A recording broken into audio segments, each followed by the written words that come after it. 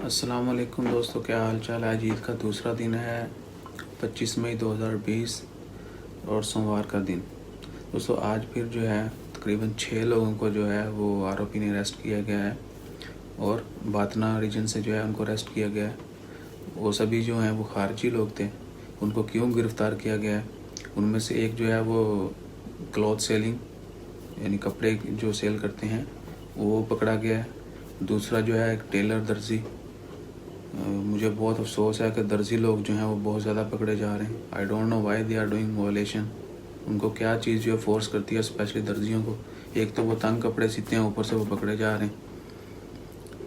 तो भाई स्पेशली दर्जी रजा जो है पायन बंदे बन जाओ तुसी प्लीज़।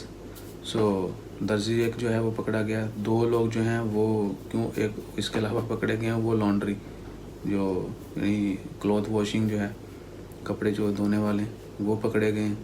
और एक एक्सपर्ट जो है खारजी जो है वो बार्बर शॉप, उसने सोचा शायद ईद है तो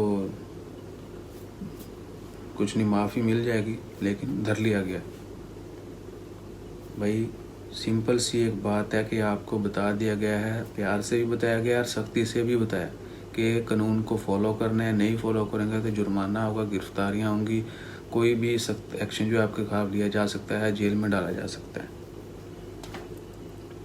तो भाई प्लीज़ अपना ख्याल रखें। चंद पैसों के लिए जो है ना वो एक तो आप वायलेशन नहीं करें और बड़ी मुश्किल जो है ना उसको दावत नहीं दें।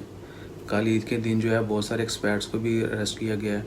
इससे पहले जो है ईद के दिन उनमें से कुछ लोग जो हैं उन्होंने ईद की नमाज़ ऑर्गेनाइज़ कर ली कि चलें जी ईद की नमाज़ पढ़ते हैं हम इकट्ठे होकर। गाला इंडस्ट्रियल एरिया में मस्कत अंदर गाला जो है वहाँ पर 40 लोगों को पकड़े।